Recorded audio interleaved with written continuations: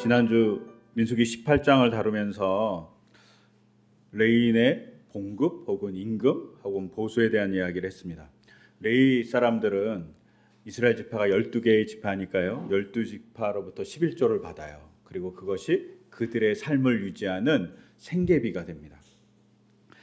즉 이렇게 바라보면 한 레위인들은 일반 사람들, 다른 지파 일반 사람들보다 한 1.2배 많게는 잘 살 수 있습니다. 근데 이게 되게 혁명과 같은 일이라고 드렸어요. 왜냐하면 고대 근동 사회에서 신전이나 성막이 있으면 그 주변의 땅은 다 제사장, 성전을 관리하는 사람들의 땅이에요.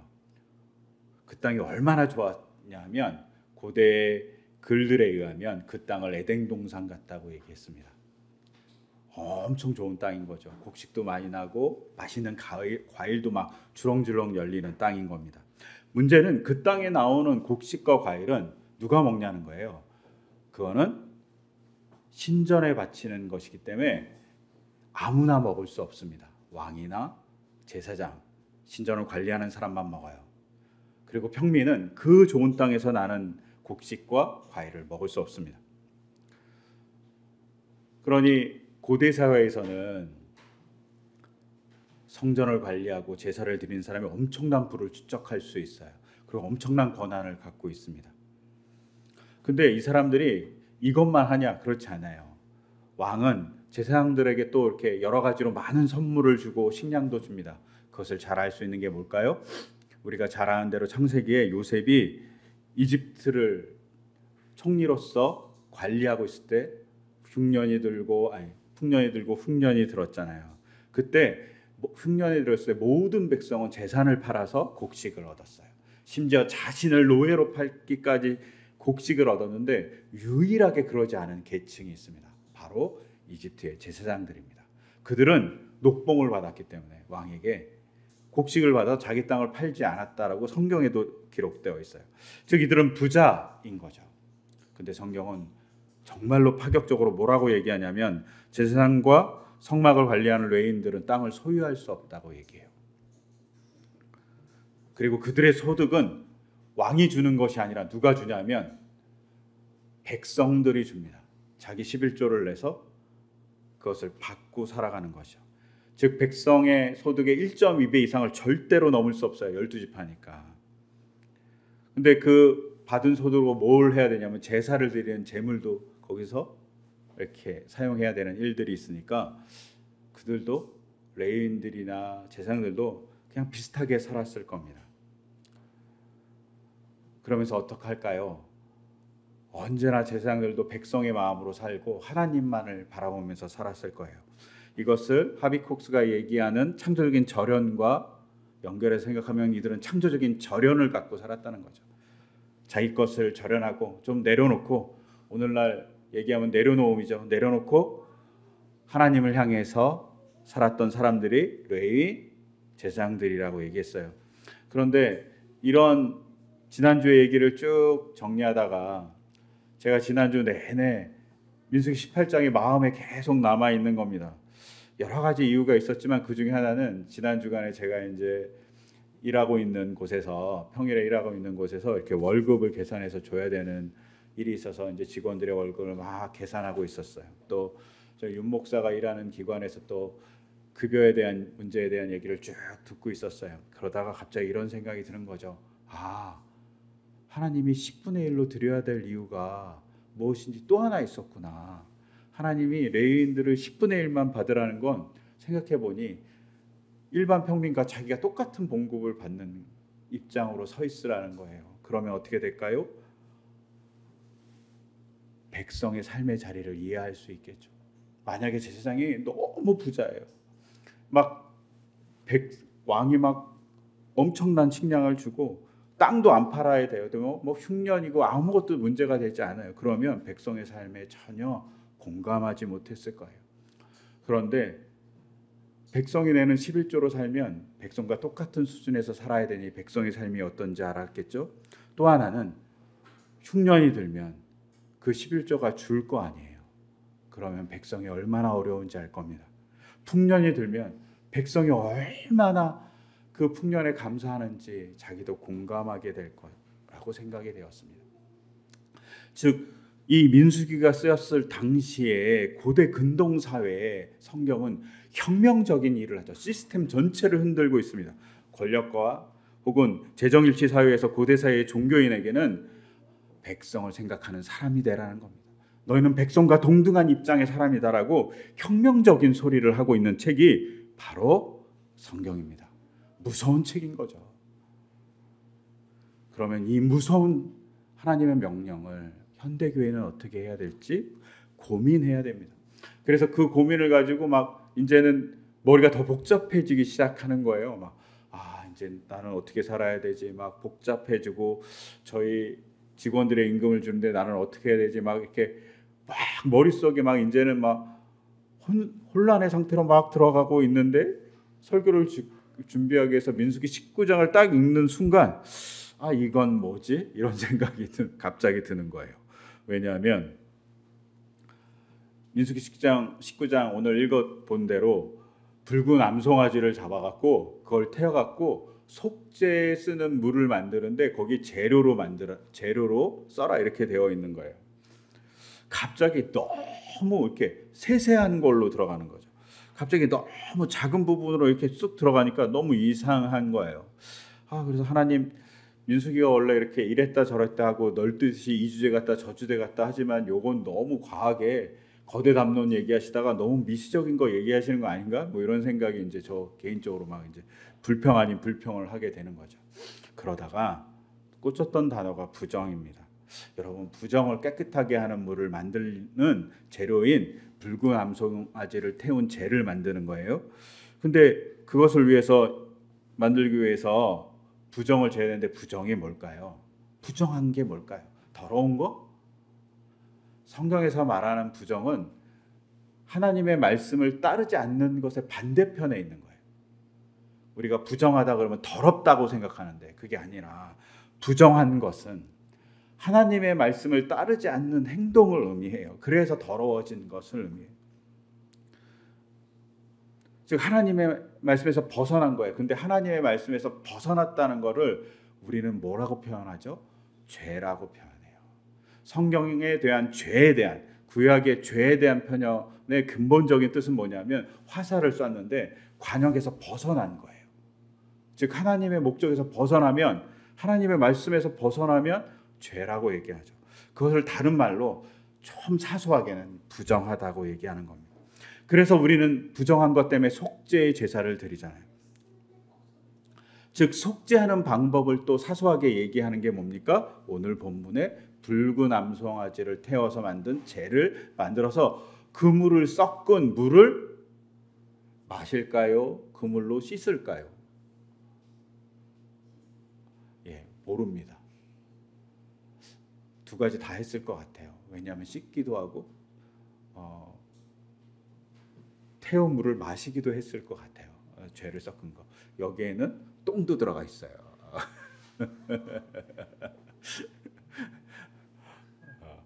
어떻게 마셨는지는 알 수 없어요. 그건 표현이 없지만 씻으라고 했지만 내용을 전체적으로 보면 씻었는지 마셨는지 정확하게 모르겠어요.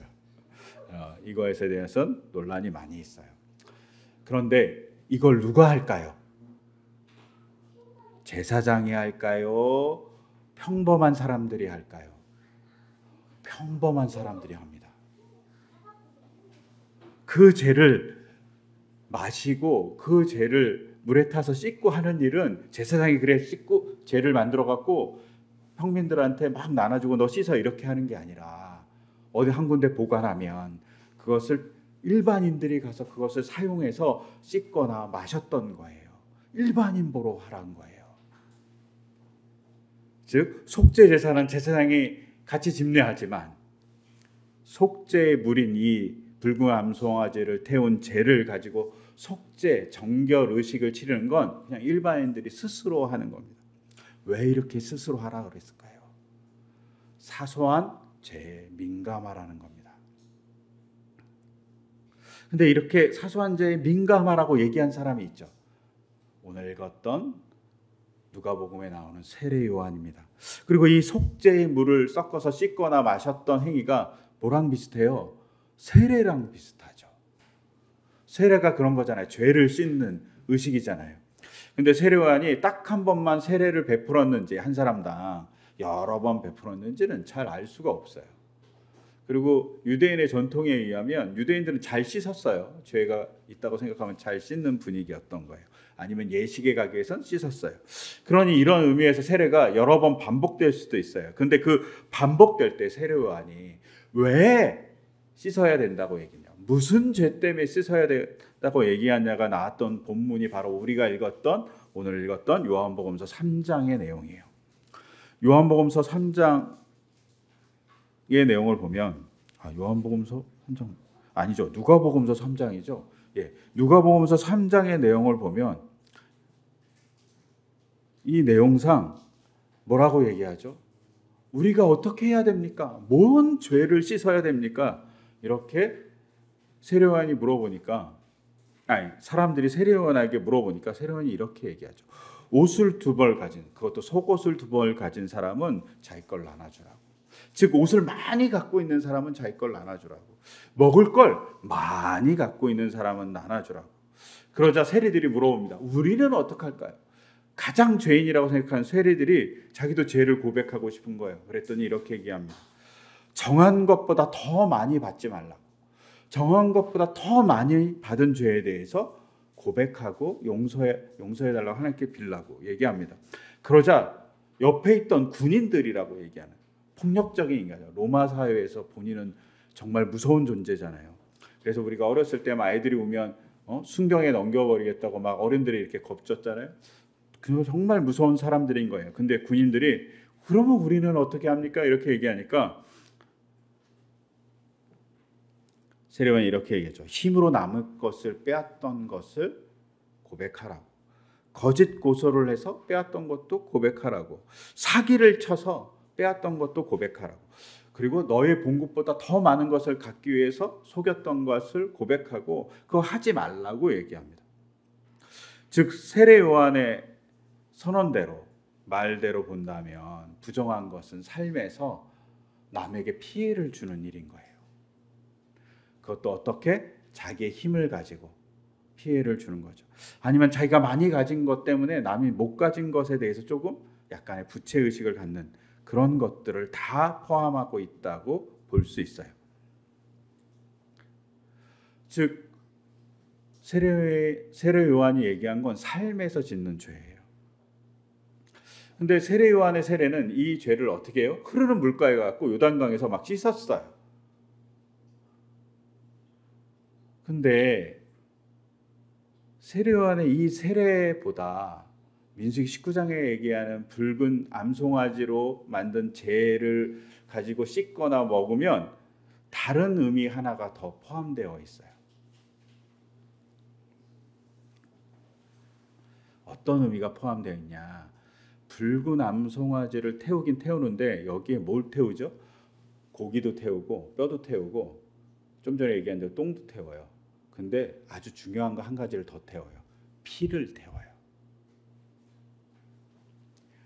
뭐가 있죠? 피를 태운다는 것은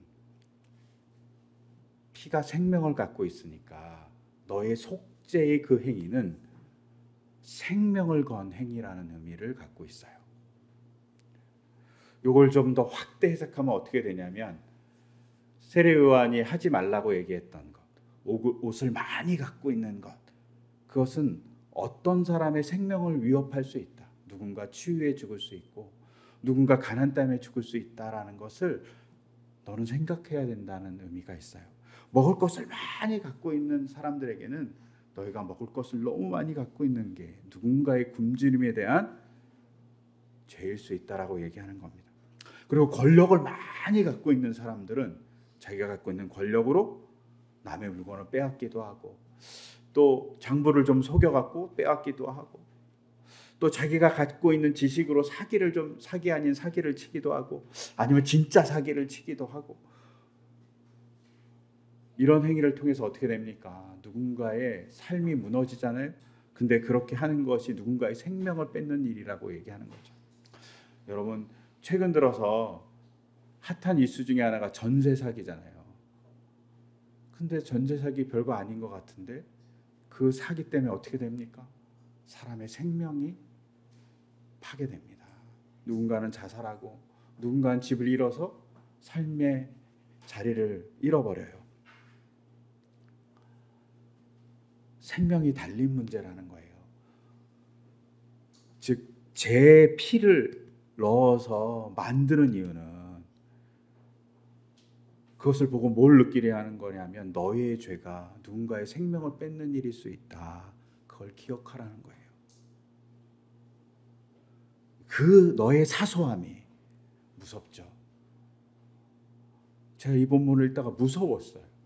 하나님, 제 사소함이 누군가의 생명을 위협할 수도 있겠습니다. 근데 생각해보면 직장 안에서 누군가 막 스트레스를 줘요. 그러면 그 스트레스 때문에 사람이 못 견뎌갖고 직장 안에 갑질이라 그래서 견디지 못해서 돌아가시는 분들도 있잖아요. 저희가 작년에 서희초 교사 사건이 있었어요. 학부형들한테 너무 많은 스트레스 받으니까 이분이 했어요. 이런 작은 사소한 것들이 모여갖고 누군가의 생명을 뺏어갈 수 있는 일이에요. 또 어떻습니까? 위에 있는 상사는 밑에 있는 직원들이 너무 괴롭히니까 괴로워서 힘들다고 나는 이제는 상상을 못 해먹겠어 이렇게 얘기하는 분도 있고, 너무 많은 스트레스를 받아갖고 피부병이 나기도 하고, 너무 많은 스트레스를 받아갖고 장기들이 고장나기도 하고 이러잖아요. 즉, 우리가 주는 어떤 작은 것들이 별 볼 일 없는 게 아니라 타인의 생명을 위협하는 일이 될 수 있다. 그것에 대해서 기억해라 라고 해서 붉은 암송아지를 태울 때 그냥 고기만 태워도 되는데 거기 피까지 넣어서 태운 거죠. 생명의 위협이 있다는 것을 알려주기 위해서입니다. 최근 중대재해법이 이제 발효가 됐어요. 50인 이하도. 이런 법이 발효되는 것이 어떤 면에서는 성경적이라는 거죠. 누군가의 생명을 귀하게 여기는 것이 되게 성경적이라는 겁니다. 근데 이렇게 어둡게만 보면 너무 힘들잖아요. 저는 어둡게 보다 너무 힘들었거든요. 그러다 갑자기 반대편으로 생각해 봤어요. 우리의 작은 행동이 누군가를 살려주는 빛일 수도 있고 생명을 주는 행위일 수도 있겠다. 그걸 기억하라는 거죠. 생명을 주는 행위가 될 수 있다고 얘기하는 겁니다.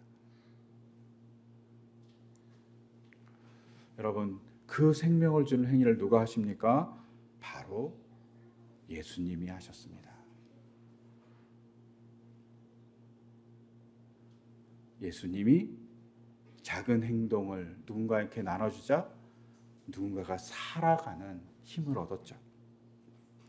여기서 우리가 중요하게 볼 것이 있습니다.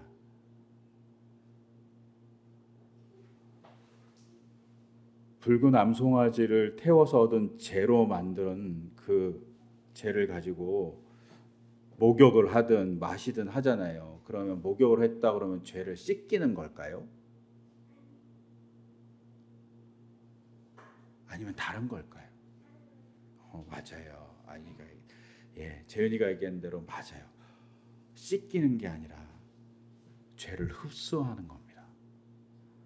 죄로 만든 이유는 그냥 물로만 씻을 수 있는데 물로만 씻어도 되잖아요. 근데 죄를 섞어서 씻으라는 얘기는 그 죄가 붉은 암송아지를 태워서 얻은 그 죄가 인간의 죄를 흡수한다는 의미를 갖고 있어요. 우리가 조금 전에 찬양했더니 보혈이 우리를 씻겨준다고 얘기하지만 사실은 보혈이 우리의 죄를 흡수하는 거죠. 왜요? 예수님이 씻겨주기만 하면 그냥 내가 씻겨줄게 얘기하면 되지만 예수님이 십자가를 지셨거든요. 죄의 무게를 지셨거든요.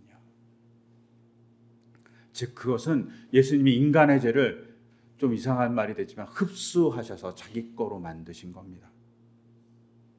그리고 인간을 살려주신 거예요. 속죄물이 이런 기능을 하고 예수님의 행위가 이런 기능을, 살려주는 기능을 하잖아요. 이런 기능을 통해서 우리가 바라봐야 될 것은 긍정적인 부분이 있다는 거예요. 우리의 작은 행동이 누군가를 살려주는 기능을 한다는 겁니다. 근데 누군가를 살려주기 위해선 우리가 어떻게 해야 될까요? 그것에서 얘기하고 있는 것이 바로 히브리서 9장 13절에서 14절의 말씀이에요. 제가 다시 읽어드리면 이렇게 되어 있잖아요. 염소나 황소의 피와 암송아지의 죄를 더러워진 사람들에게 뿌려도 그 육체가 깨끗하여져서 그들이 거룩하게 되거든. 붉은 암송의 죄를 뿌리면 거룩하게 된다잖아요. 그 붉은 암송의 죄가 흡수해서 죄가 사라져서 거룩하게 된다는 거예요.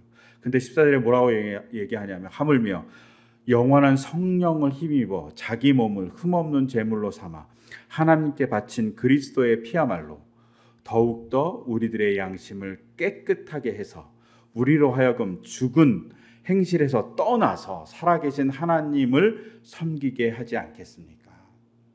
즉 예수님의 피로 우리가 어떻게 되냐 하면 양심이 깨끗해진다고 얘기하는 거예요. 속죄했다 이렇게 얘기하는 게 아니라 양심이 깨끗해진다고. 고대 사회에서 이 헬라어 수네이테시스라는 이 헬라어는 그냥 어떤 거냐면 죄에 대한 인식 그리고 뜻과 행위에 대한 중심이 뭐냐에 대한 이야기를 하고 있는 단어예요. 내가 어떤 자의식을 갖고 판단하는지에 대해서 얘기할 때 헬라어 수네이테네시스라는 이 말이 사용되고 있어요. 즉 이 단어를 통해서 알 수 있는 건 우리가 예수님의 피로 뭘 회복하냐면 양심을 회복한다는 거죠. 우리가 우리의 죄를 흡수해서 사라지면 그 다음 우리가 갖고 있는 건 깨끗한 양심. 즉 수네이테시스라는 이 양심을 회복한다는 겁니다. 그 양심이 뭘까요? 하나님의 마음, 하나님의 사람으로서 살아가는 행동들을 의미할 거예요. 그리고 바로 세례 요한이 얘기했던 그런 행동들을 이야기할 거예요. 창피한 이야기지만 제가 이제 평일에 일하는 곳에 이렇게 직원들을 임금을 주기 위해서 막 계산을 했어요. 올해 임금 상승률, 최저임금 상승률 뭐 이런 거 또 조금 올란 임금들 막 계산을 했어요. 그리고 최저임금이 아마 9,860원인가 그래요. 2024년 시간당. 그걸 다 계산해 갖고 월 얼마 받나 생각해 봤더니 우리 직원들이 기본급으로만 4만 원 더 받는 거예요. 순간 너무 놀란 거예요. 제가 4만 원밖에 더, 야 이거 잘못하면 내년에는 역전되겠는데? 뭐 이런 생각이 갑자기 들었어요. 기본급 기준이에요. 그래서 다시 이렇게 계산해 봤더니 큰일인 거예요. 그리고 이렇게 정부에서 올려준 금액이 있어요. 정말 작거든요. 그 금액을 더해갖고 또 계산해 봤더니 작년에 비해서 올해 0.94% 임금이 인상된 거예요. 1%도 아니고 0.94%. 야, 근데 그 생각을 하고 물가 상승률을 검색했더니 물가 상승률은 작년 2023년 물가 상승률이 3.6%예요. 3배가 넘는 거잖아요. 감당할 수 없는 거죠. 그리고 순간 이제 무슨 생각이 들어요? 그러면 2023년과 2024년에 최저임금이 변했는데 그 상승률은 얼마인지 찾아봤더니 2.5%인가 되더라고요. 물가 상승률뿐만 아니라 최저임금 상승률도 안 되는 거예요. 야, 이건 큰일이다. 그래서 막 여러 기관에 얘기하고 제가 있던 뭐 이렇게 여러 사람들한테 막 얘기했어요. 그랬더니 저한테 돌아온 답이 뭐냐면 속상하시겠어요. 근데 이건 시스템의 문제라서 바꿀 수 없다는 거예요. 그래서 갑자기 화가 나는 거예요. 화가 확 났어. 그래갖고 화가 났는데요. 그러다가 생각난 것이 아놀드 토인비의 역사연구라는 책이에요. 아놀드 토인비가 뭐라고 얘기했냐면 4대 문명의 발상지는 강이 있어서 발생한 게 아니라고. 메소포타미아에는 유프라데스와 티그리스 강이 있지만 땅은 척박하다고. 근데 그 척박한 땅을 바라보면서 사람들이 농사를 어떻게 됐지? 고민하다가 우리가 티그리스와 유프라데스의 강물을 끌어서 농사를 한번 지어볼까 하는 도전을 했기 때문에 거기가 문명의 발생지가 됐다고. 관계시설이란 놀라운 도전을 했다고. 나일강은 어떠냐? 매번 범람을 해요. 살 수가 없어요. 근데 매번 범람하는 그 물을 보다가 물을 끌어올리는 기구를 만들어서 농사를 지으면 어떨까? 이 생각을 한 거죠. 물을 끌어올리는 이렇게 나선형의 구조를 만들었어요. 그걸 갖고 물을 끌어올렸어요. 그래서 나일강에 놀라운 농사가 시작된 거죠. 그래서 문명이 발생했다고 얘기해요. 그래서 아놀드 토인비가 뭐라고 얘기하냐면 문명은 강 때문에 발생한 게 아니라 그 척박한 환경, 그 불안하고 위험한 환경에 인간이 도전했기 때문에 문명이 발생했다고 얘기해요. 그래서 그 유명한 얘기를 하죠. 도전에 응전이 있었다. 도전에 보답이 있었다. 그래서 도전과 응전이라는 얘기를 하죠. 챌린지 앤 리스판스를 얘기합니다. 시스템의 문제가 아니라 그 시스템의 문제를 해결하기 위해서 도전한 사람들이 존재했다는 거죠. 저는 양심이 민감한 것은 이 문제를 바라보는 거고, 이 양심이 민감한 사람들이 행동할 때 하나님의 일을 하는 사람으로서의 행동이 있다고 생각돼요. 그것이 하나님의 마음이라고 생각합니다.